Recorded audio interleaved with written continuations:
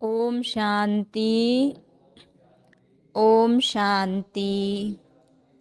आज बाबा के 14 जनवरी के साकार महावाक्य सुनेंगे। सार में बाबा ने कहा, मीठे बच्चे, अभी तुम्हारी काया बिल्कुल पुरानी हो गई है। बाबा आए हैं तुम्हारी काया कल्प वृक्ष समान बनाने। तुम आधा कल्प के लिए अमर बनते हो। तुम आधा कल्प के लिए अमर बनते हो। प्रश्न है, इस वंडरफुल नाटक में कौन सी बात बहुत समझने की है? उत्तर है, इस नाटक में जो भी एक्टर्स, उनका चित्र केवल एक ही बार देख सकते हैं। वही चित्र 5000 वर्ष के बाद देखेंगे। 84 जन्मों के 84 चित्र बनेंगे और सभी भिन्न भिन्न होंगे। कर्म भी किसके साथ मिल नहीं सकते। जिसने जो कर्म किए वह फिर 5000 वर्ष बाद वही कर्म करेंगे। ये बहुत समझने की बातें हैं।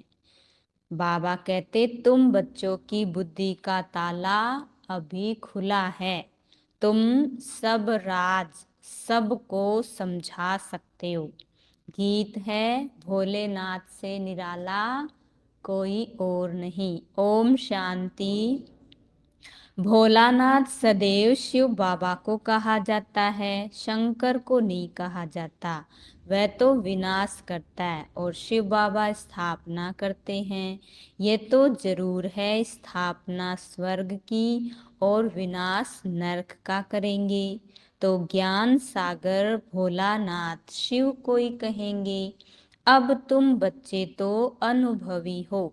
जरूर कल्प पहले भी शिव बाबा आया होगा और अब आया जरूर है। उनको आना जरूर है, क्योंकि नई मनुष्य सृष्टि को रचना है। इस ड्रामा के आदि मध्य अंत का राज बताना है, इसलिए जरूर यहाँ आना है। सूक्ष्म वतन में तो नहीं बताएंगे ना। सूक्ष्म वतन की भाषा अलग है, वहाँ बोल के तो बताएंगे नहीं, और इशारों में बताएंगे तो सब तो एक जैसा समझ नहीं सकते हैं। तो मूल वतन में भी भाषा है नहीं, यहाँ ठोकी है। शिव बाबा ही बिगड़ी को बनाने वाला है। जब सृष्टि तमो प्रधान हो जाती है तो सबको सद्गति देने वाला भगवान कहते हैं कि मुझे आना पड़ता है। यादगार भी यहाँ है। इस नाटक में जो जो मनुष्य के चित्र है वह एक ही बार देख सकते हैं। ऐसे नहीं कि लक्ष्मी नारायण के चित्र सतयुग के सिवाय कहाँ भी देख सकते हैं। चित्र माना शरीर, वो वाला तो वो तो एक ही बार मिलता है, फिर खत्म हो जाता है। तो वह पुनर्जन्म लेंगे तो नाम रूप भिन्न हो जाएगा। वही लक्ष्मी नारायण का रूप एक बार देखा, फिर 5000 वर्ष के बाद ही देखेंगे। जैसे गांधी का हूबहू चित्र फिर 5000 वर्ष के बाद देखेंगे। अथाह मनुष्य है, जो भी मनुष्यों के चित्र अब देखे हैं वह फिर 5000 वर्ष के बाद देखेंगे। 84 जन्मों के लिए 84 चित्र बनेंगे और सभी भिन्न भिन्न होंगे। एक की शक्ल ना मिले दूसरे से। कर्म भी किसके साथ मिल नहीं सकते। जिसने जो कर्म किया वही कर्म 5000 वर्ष के बाद करेंगी। ये बहुत समझने की बातें हैं। अच्छा किया तो अच्छा वाला प्ले करेंगे, और कुछ खराब किया तो फिर 5000 वर्ष के बाद भी वैसा ही करेंगे। तो जो ये शिकायत करता है मेरा पाठ ठीक नहीं है, मेरे को अच्छा रोल नहीं मिला, तो बाबा कहते किसने बनाया रोल? खुद नहीं बनाया, क्योंकि ड्रामा बाबा ने क्रिएट नहीं किया है। हम आत्मा जैसा जैसा करते वैसा वैसा हमारा रोल बनता जाता है। तो समझते हैं, पहले पहले सृष्टि रचने वह आया होगा। तुम्हारी बुद्धि का ताला अब खुला है, तुम समझते हो। अब फिर औरों का भी ताला खोलना है। निराकार बाप जरूर परम धाम में रहते होंगे, जैसे तुम भी सब मेरे साथ रहते हो। पहले जब मैं आता हूँ तो मेरे साथ ब्रह्मा विष्णु शंकर होते हैं। मनुष्य सृष्टि तो पहले से ही है, फिर वह कैसे पलटा खाती, रिपीट कैसे होती। पहले पहले जरूर सूक्ष्म वतन रचना पड़े, फिर स्थूल वतन में आना पड़े। क्योंकि मनुष्य जो देवता थे वह अब शूद्र बने हैं, उन्हों को फिर ब्राह्मण से देवता बनाना पड़े। तो जो कल्प पहले मैंने ज्ञान दिया था वही रिपीट करूँगा। इस समय बैठ राजयोग सिखाता हूँ, फिर आधा कल्प के बाद भक्ति आरंभ होती है। बाबा खुद बैठ समझाते हैं कि पुरानी सृष्टि नई कैसे बनती है। जब आत्मा नई बनती है तो सृष्टि भी नई बन जाती। अंत से फिर आदि कैसे होती। मनुष्य समझते हैं परमात्मा आया था, परंतु कब कैसे आया ये बाबा कहते नहीं जानते। बाप कहते मैं सन्मुख आया हूँ सभी को सदगति देने। माया रावण ने सभी की किस्मत बिगाड़ दी, सबकी किस्मत को गोदरेज का ताला लगा दिया। तो बाबा कहते अब मैं तुम्हारी बिगड़ी बनाता हूँ। बाप कहते 5000 वर्ष पहले भी ब्रह्मा तन में आया था। मनुष्य सृष्टि जरूर यहाँ ही रची, यहाँ आकर सृष्टि को पलटाए काया कल्प वृक्ष समान बनाते हैं। अब तुम्हारी काया बिल्कुल पुरानी हो गई। पुरानी बातें सोचते सोचते पुरानी हो जाती है, इसलिए बाबा कहते कौन सी बातें सोचो, नई दुनिया की बातें सोचो। मैं स्वर्ग में हूँ, एकदम स्वस्थ हूँ, एकदम बाबा बाबा कहते वहां एकदम स्वस्थ होंगे, खुश होंगे, कोई चिंता नहीं होगी। तो ये वाला अनुभव यहाँ करना है, तो फिर से काया नई बन जाएगी। तो बाप कहते तुम अभी अमर बन जाते हो आधा कल्प के लिए, भल शरीर बदलते परंतु खुशी से। जैसे पुराना चोला छोड़ नया लेते, वहां ऐसे नहीं कहेंगे फलाना मर गया, उनको मरना नहीं कहा जाता। जैसे तुम्हारा ये जीते जी मरना है तो तुम मरे थोड़ी हो, है तो जिंदा ही, पर नाम रूप से मरना है। तुम तो शिव बाबा के बने हो। बाबा कहते तुम मेरे नूरे रतन सिखिल दे बच्चे हो। शिव बाबा भी कहते तो ब्रह्मा बाबा भी कहते, माँ को भी प्यारे हैं तो बाप को भी प्यारे हैं। कौन? हम बच्चे।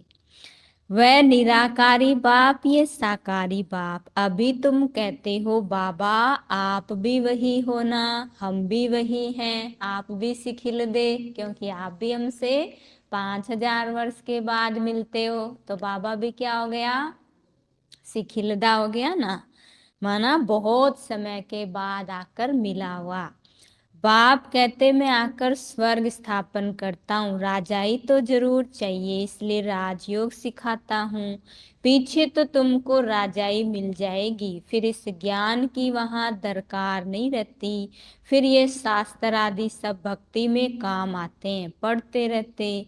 जैसे कोई बड़े आदमी हिस्ट्री ज्योग्राफी लिख जाते, वह पीछे पढ़ते रहते। अथाह किताब है, मनुष्य पढ़ते रहते हैं। स्वर्ग में तो कुछ भी ये हिस्ट्री नहीं पढ़ेंगे, औरंगजेब और पता नहीं बाबर, हुमायूं, गांधी जी, नेहरू जी इतना पढ़ते हैं ना। बाबा कहते वहां ऐसी हिस्ट्री ज्योग्राफी नहीं पढ़ते हैं, वहां तो भाषा ही एक होगी। तो बाबा कहते मैं आया हूँ सृष्टि को नया बनाने, पहले नई थी अब पुरानी हो गई। मेरे सब पुत्रों को, बच्चों को माया ने जलाए राख कर दिया, वह दिखाते हैं सगर के बच्चे। वो सब जलकर राख हो गए। फिर भागीरथ ने गंगा लाई, तो बाबा कहते तुम हो ज्ञान सागर के बच्चे। भल बच्चे तो वास्तव में सभी है, परंतु तुम बच्चे अब प्रैक्टिकल में गाए जाते हो, तुम्हारे कारण ही पाप आते हैं। सुना किसके लिए आया बाबा? मेरे लिए आया है, मेरे कारण। कहते हैं मैं आया हूं फिर से तुम बच्चों को सुरजित करने, जो बिल्कुल काले पत्थर बुद्धि हो गए उनको फिर से आकर पारस बुद्धि बनाता हूं। तुम जानते हो इस ज्ञान से हम पारस बुद्धि कैसे बनते।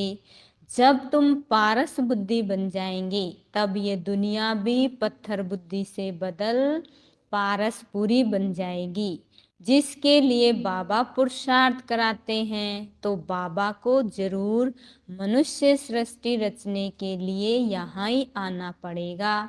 जिसके तन में आते उनके द्वारा मुख वंशावली बनाते हैं।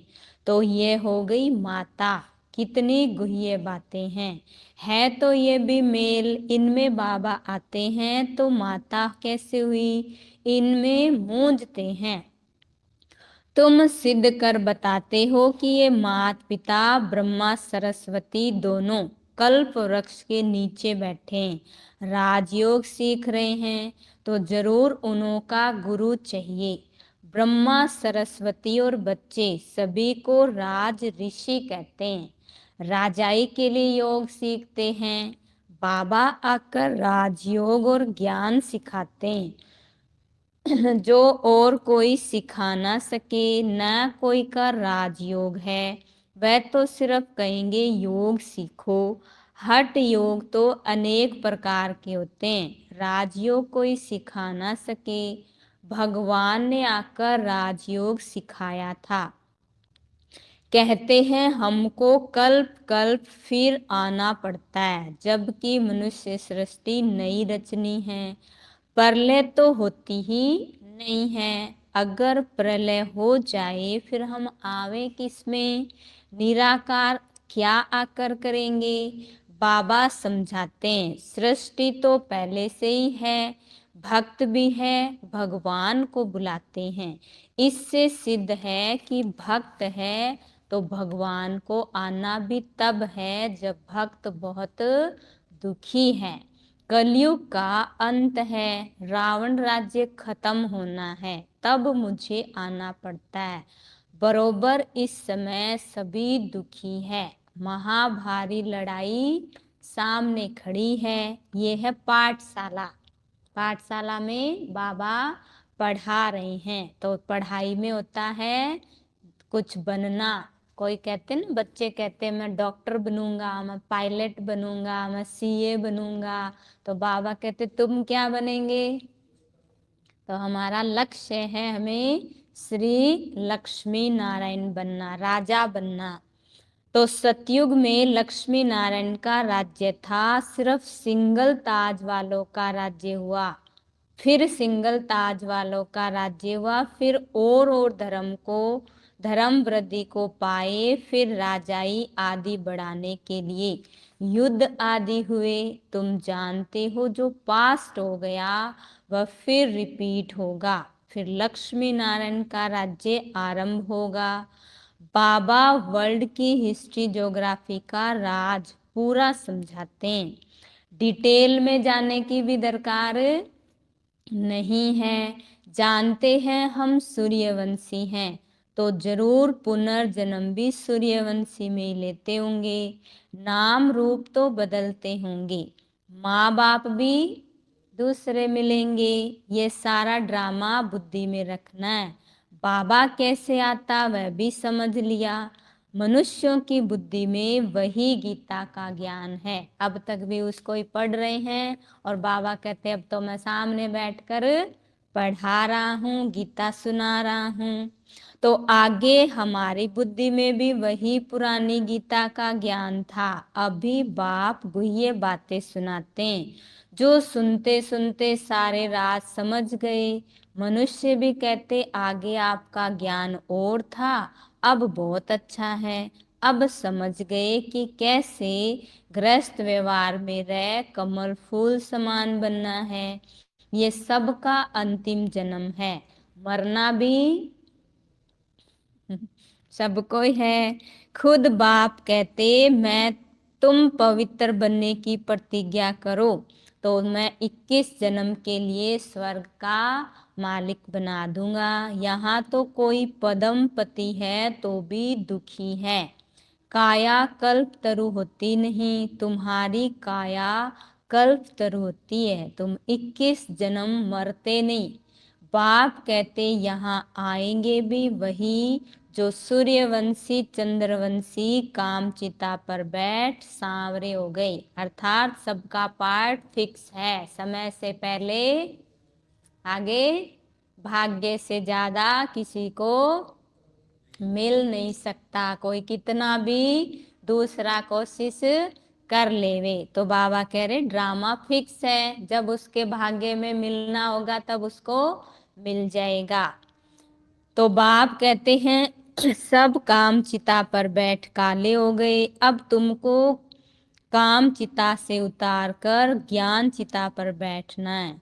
विष का हथियाला कैंसल कर ज्ञान अमृत का हथियाला बांधना है।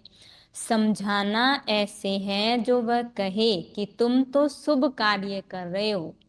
जब तक कुमार कुमारी है तो उनको मूत पलीती नहीं कहेंगे। बाप कहते तुमको कभी गंदा नहीं बनना है।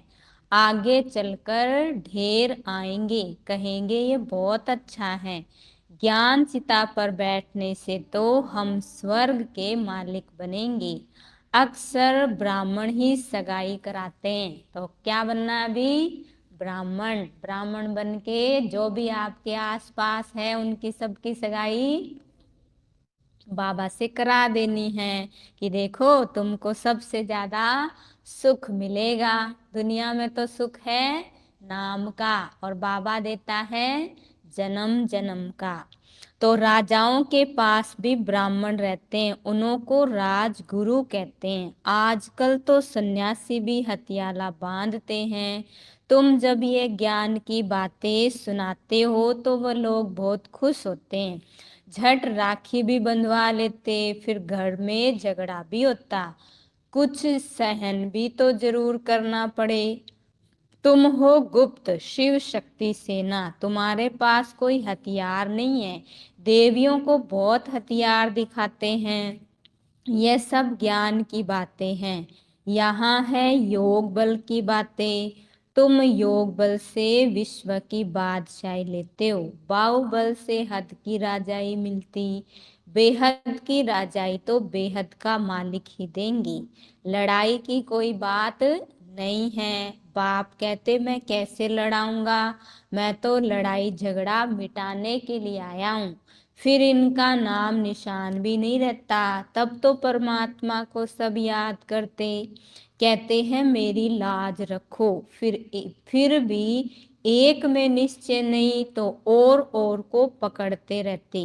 कहते हैं हमारे में भी ईश्वर है, फिर अपने में भी विश्वास नहीं रखते, गुरु करते। जब तुम्हारे में भगवान है तो गुरु क्यों करते हो? यहाँ तो बात ही न्यारी है। बाबा कहते कल्प पहले भी मैं ऐसे ही आया था जैसे अब आया हूँ। अब तुम बच्चे जानते हो रचता बाप कैसे बैठ रचना रचते, ये भी ड्रामा है। जब तक इस चक्कर को नहीं जाना तब तक कैसे जाने कि आगे क्या होना है। कहते हैं ये कर्म क्षेत्र है, हम निराकारी दुनिया से पार्ट बजाने आए। तो तुमको सारे ड्रामा के क्रिएटर डायरेक्टर का मालूम होना चाहिए। हम सब एक्टर्स तो जान गए कि ये ड्रामा कैसे बना हुआ है, ये सृष्टि कैसे वृद्धि को पाती। जबकि अब कलयुग का अंत है तो जरूर सतयुग स्थापन होना चाहिए। इस चक्र की समझाने बिल्कुल ठीक है। जो ब्राह्मण कुल के होंगे वह समझ जाएंगे। फिर भी ये प्रजापिता है तो अपना कुल बढ़ता जाएगा। बढ़ना तो है ही। कल्प पहले मुआफिक सब पुरुषार्थ करते ही रहते। हम साक्षी होकर देखते हैं। हर एक को अपना मुखड़ा आईने में देखते रहना है। कहाँ तक हम लायक बने हैं सतयुग में राजधानी लेने के। यह कल्प कल्प की बाजी है। जो जितना सर्विस करेंगे। तुम हो बेहद के रूहानी सोशल वर्कर। तुम सुप्रीम रूह की मत पर चलते हो। ऐसे अच्छी अच्छी पॉइंट धारण करनी है। बाप आकर काल के पंजे से छुड़ाते हैं। वहां मृत्यु का नाम नहीं है। ये है मृत्यु लोक, वह है अमर लोक। यहाँ आदि मध्य अंत दुख है और वहां दुख का नाम निशान भी नहीं। अच्छा मीठे मीठे सिखिल दे बच्चों प्रति माता पिता बाप दादा का याद प्यार और गुड मॉर्निंग। रूहानी बाप की रूहानी बच्चों को नमस्ते। हम रूहानी बच्चों की बाप दादा को याद प्यार गुड मॉर्निंग। नमस्ते नमस्ते नमस्ते। मेरे बाबा मीठे बाबा प्यारे बाबा आपका शुक्रिया, बहुत बहुत शुक्रिया। धारणा के लिए मुख्य सार। हम निराकारी और साकारी दोनों बाप के सिखिलदे नूरे रतन हैं। हम शिव बाबा के जीते जी वारिस बने।